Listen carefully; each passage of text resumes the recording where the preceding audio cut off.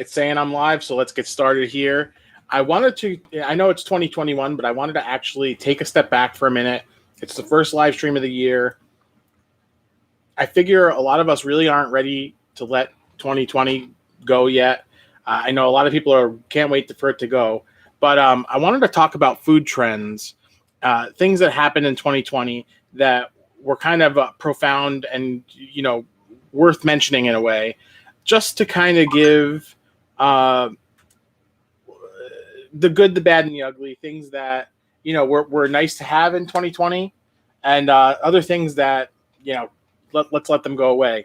And the first thing I wanted to talk about is a topic I covered here last week, Mr. Beast Burger. So that's one of the things last year we saw a lot of influencer marketing, where celebrities started pairing with restaurants and things like that.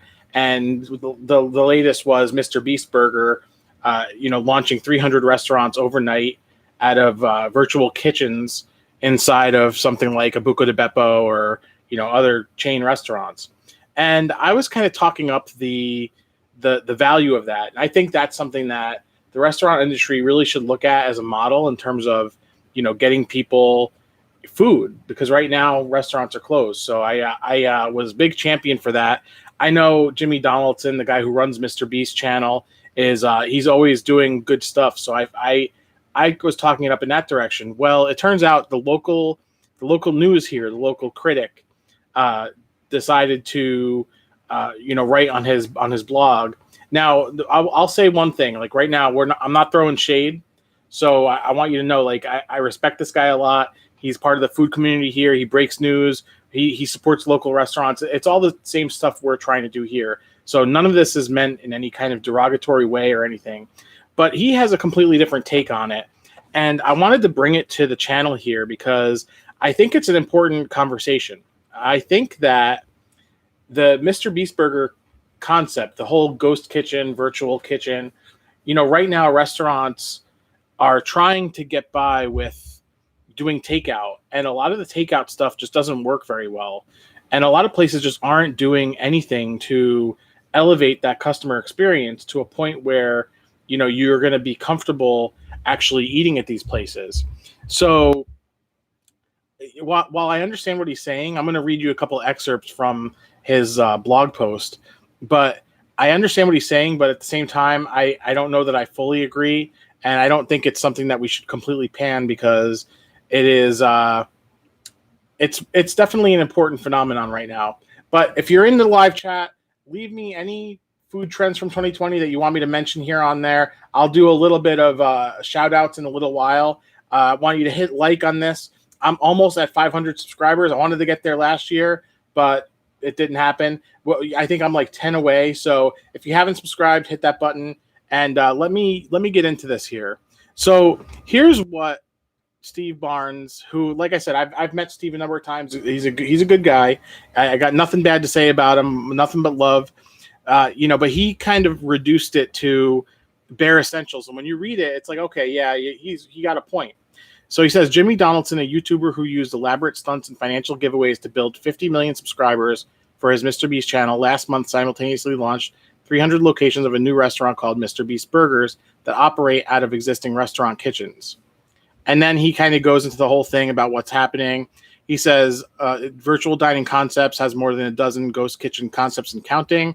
Other celebrity partners include Mariah Carey for cookies, actor Mario Lopez for Mexican, and Jersey Shore star Pauly D for Italian subs. Now, you can kind of read into the cheekiness there, where he's kind of saying, okay, these are kind of celebrities that are, either past their prime or, celebrity with quotes. But it kind of gets a little troubling toward the end, where he goes into, he's kind of pessimistic about it. It's generic. And he does mention that a Dallas Buca di Beppo that partnered with Mr. Beast Burger sold $7,000 worth of the products for there in one day. And honestly, that is a pretty staggering statistic. It's pretty good.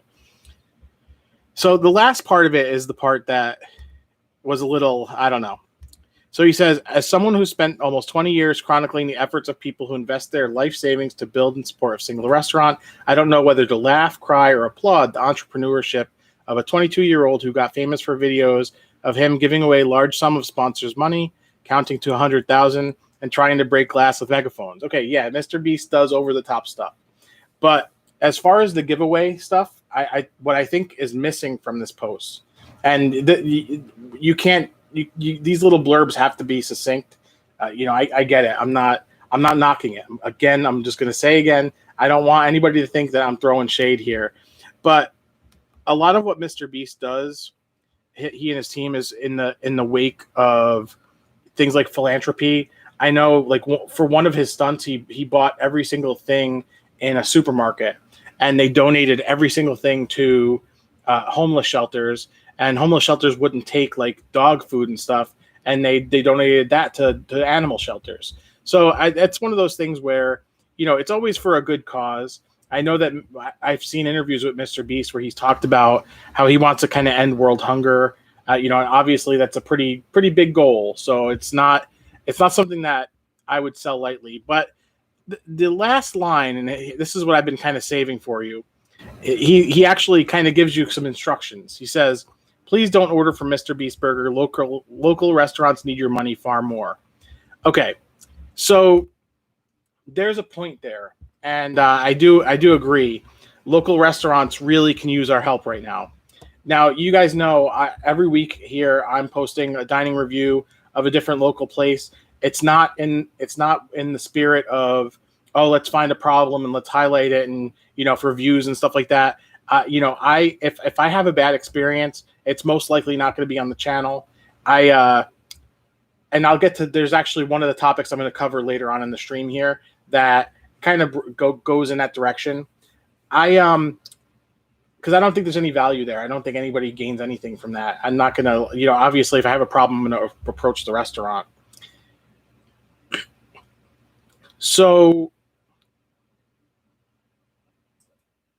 I do think we need to support local restaurants, but I also think that there are a lot of local restaurants that really are not doing a great job pivoting into the pandemic. And right now, I mean, I'm sure it's imminent, but outdoor dining is basically gone, and indoor dining is at a lower capacity, and the virus percentages are up. So it's not looking good. So you got to figure out how to do takeout, and kind of the ghost kitchen thing could be a concept that might be useful. And here's why I think so. Certain foods just don't travel very well. I ate at a taco restaurant a few weeks ago for the channel here, and I live 3 miles away from the place. That's pretty much the farthest I'd drive with a box of tacos, soft tacos, right? And I even commented in the video that tacos were a little bit soggy. So I'm going to say there that a lot of foods just won't carry well. But you have restaurants that have been established in the neighborhoods, and I think you can leverage the relationship with the customer. The whole idea is you want to win your customer back. They can't eat there, every week or whatever it is, but maybe they can order from you once a week or something if you're a neighborhood restaurant. So what are you going to do to get that customer back in? So yes, I agree. Mr. Beast Burger is not the local restaurant you want to be supporting all the time, but I also say that, like, if the chain restaurants start to struggle, people who are less comfortable eating out are going to be less likely to eat out. So you kind of need your chain restaurants within the ecosystem, especially a place like Wolf Road that basically is chain restaurant city there. So that's really all I'm going to say about Mr. Beast Burger. I did want to actually comment on that because I thought it was funny. A week later, a week and a half, actually it might have been 2 weeks now, the local news outlets finally started picking up on it, and it wasn't exactly a positive message as I thought, as I at least took it. But as far as other influencer brands that we saw in 2020, the one funny thing that I remembered is right at the beginning of the pandemic on Grubhub, there was a news article on CNN about this. There was a Pasquale's Pizza that popped up all over the place. And this was a thing on the internet, but a lot of the people I know really hadn't heard about this. So it was kind of funny. So I figured I'd bring it here. But people started ordering from this place, and they started thinking, hey, this pizza tastes a whole lot like Chuck E. Cheese. Well, it turns out Pasquale's Pizza was a pizzeria that they installed inside of Chuck E. Cheese's. Now they claim they had different menus and stuff like that. I know a channel I follow, Healthy Junk Food, did an expose, let's say, where they ordered from both restaurants, and there were some items on the menu that were different. But the funny thing is, it was Pasquale with a Y, and actually, that's my middle name is Pasquale with an E, and they not seeing anything in the chat, guys, tonight. Let's light that up. It turns out Pasquale with a Y is one of the characters from Chuck E. Cheese, from Chuck E. Cheese's band. So it's just one of those funny things that, like, that was a restaurant that, okay, kids aren't going to come in here and, rub their snot noses all over, arcade machines, for tickets and whatever. So how are we going to make some money? And, after the pandemic, we need places like that again. So we got to figure out how to sustain this stuff. But moving in a different direction as far as like partnering with brands and influencer marketing, like one of the big things that I remember from 2020 was the Travis Scott meal at McDonald's. Now, McDonald's hadn't done a partnership with a celebrity since the 1990s with Michael Jordan. So this was kind of a big deal. So the day that it came out, it was funny because that was the day that I filmed a dinosaur barbecue with Metal Frog. And in that dinosaur barbecue video, we ordered the entire appetizer menu at Dinosaur Barbecue. So we had just eaten quite a lot. We actually had left stuff and even took some stuff to go. But the funny thing about that was, on the way home, I'm like, oh, wow, today is the Travis Scott burger. So I actually picked it up. I ate as much of it as I could, but it was just too much. What the Travis Scott meal was, and you can go back and watch the video. I'll leave the links in there. A little bit later, I'll drop them back into the video here if you want to check those out, or you can scroll through my channel and find it. It's not too far back. It was a Sprite, which they actually didn't get right for mine. Quarter pounder with cheese, or was it? No, it was a double cheeseburger with barbecue sauce. And then French fries, medium French fries with a side of barbecue sauce. It turns out they completely forgot the barbecue sauce on my stuff. I basically didn't get the Travis Scott meal, but that was another fun kind of influencer branding type thing. We also saw like the rise of social media bringing out things from places that we wouldn't see. Like there was Dalgona coffee. You guys remember that? That was where you whip together what do you call it? Instant coffee with sugar and make it into this like almost like a meringue. We tried it one time, and it was very strong. We weren't going to buy regular instant coffee, but I have a little can of instant espresso coffee.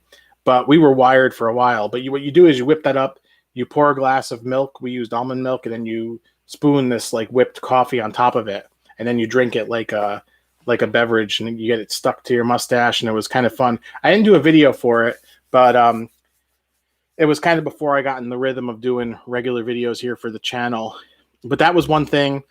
Sourdough was a big thing. I made a 30-minute resource on how to make sourdough, just because I got kind of on the wave of that. But in the area here, and I don't know about where you are, but here in upstate New York, where I'm in the capital region, capital with an A, and we had these cookies that started coming out where they were like giant half-pound or 6-ounce cookies. And what it was you get a box of these things. They were dropping them once a week, and there was one brand doing it, and then there was multiple brands doing it. And Greg, I see your comment. I'll hit that. That's a good one. And good to hear from you, man.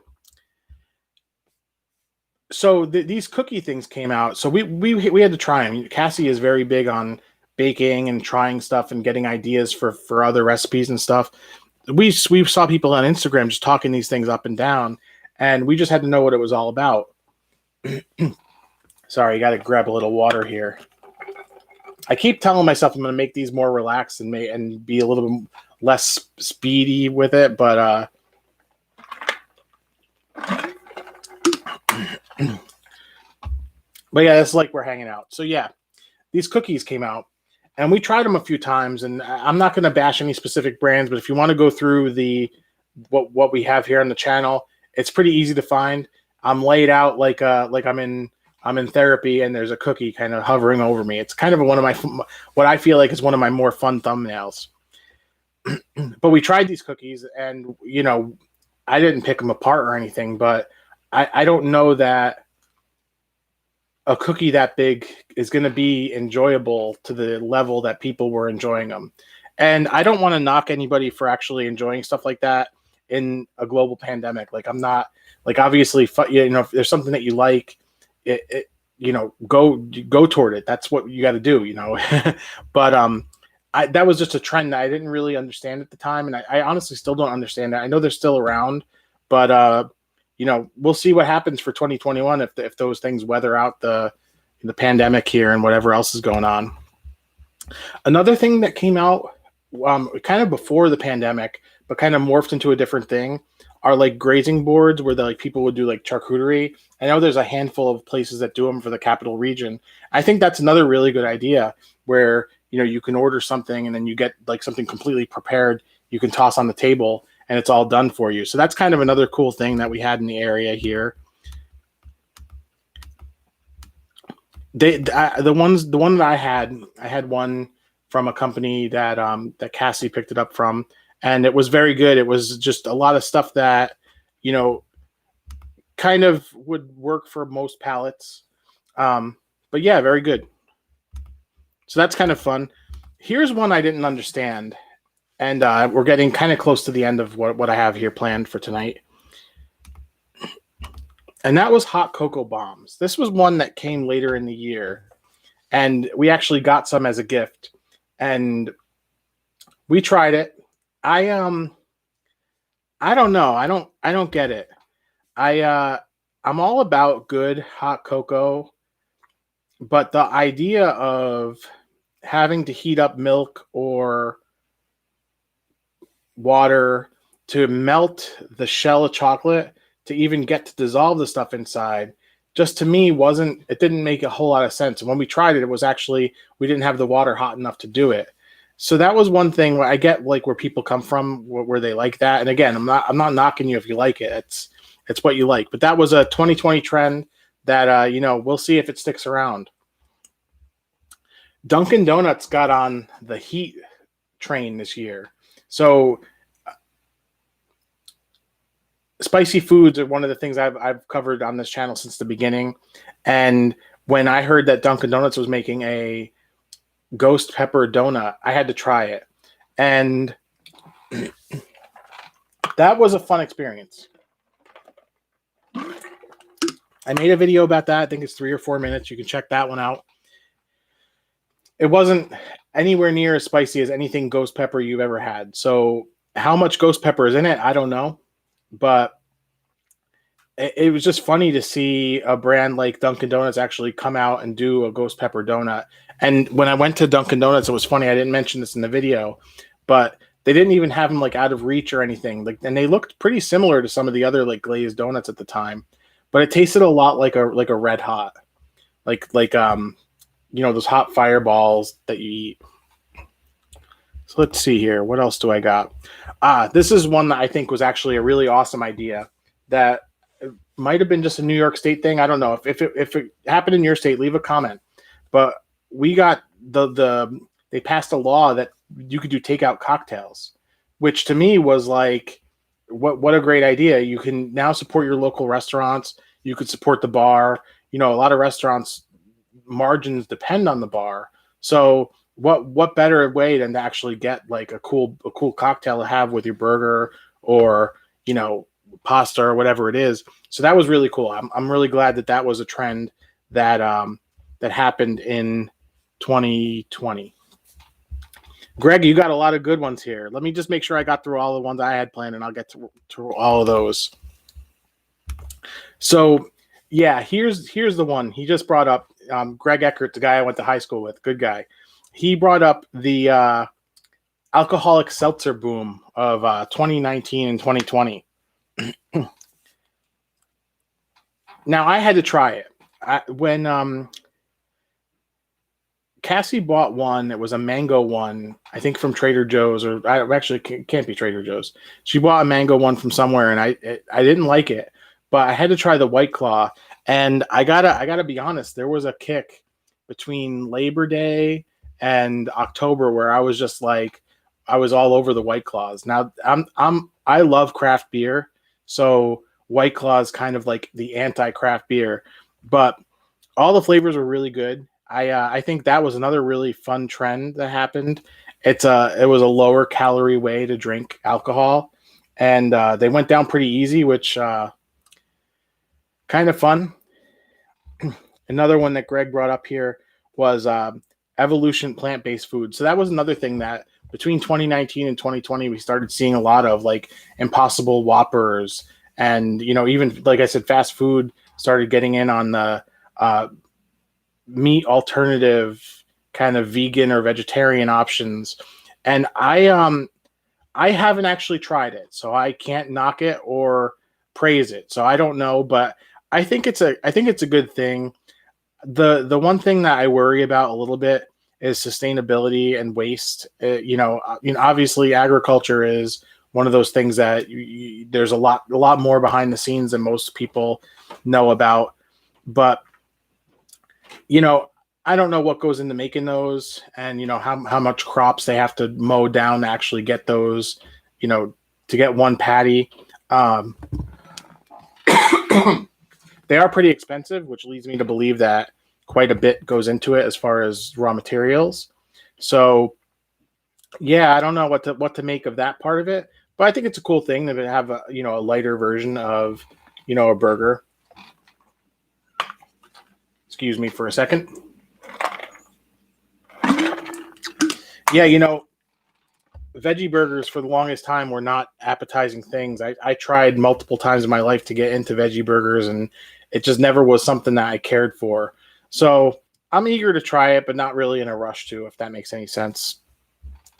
And Greg, I see your last one, small batch whiskey and tequila. I really don't have much knowledge of that, so I really can't cover that to be completely frank with you on that one. But I really do appreciate your comments there. So let's see. What do I have? What do I think is going to be big in 2021? I got a little case of the yips here.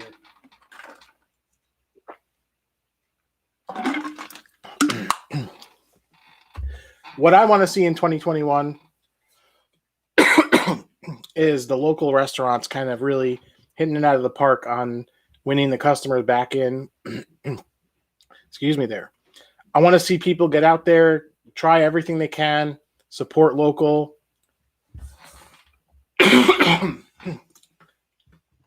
And yeah, that's everything. As far as what we got planned for the channel here, I got some pretty awesome stuff coming. I want to go over that real quickly before I close the stream up. Like I said, last call to leave some comments in the live chat. I got a dining review coming Saturday. Every Saturday we're going to do a dining review. I'm eating lighter, but I'm still going to do a dining review every week. I don't plan on slowing that down at all. Got a new recipe every week except next week. Next week is Cobra Kai week. We're going to cover Cobra Kai in depth. Season 3 came out. It was awesome. Can't catch my breath here. So I have two mainline channel videos planned for that. And I have next week's live session. I plan to go live 7:30 Thursday, talk some more about Cobra Kai, whatever I couldn't cover during the two videos that I'm going to drop next week. And with that, since I can't seem to catch my breath here, no, I'm all right. I'm going to pop up some stuff on the screen that you should check out, my dining reviews, recipes. And thanks so much for watching. We'll catch you next time. Next week, 7:30. We'll see you then.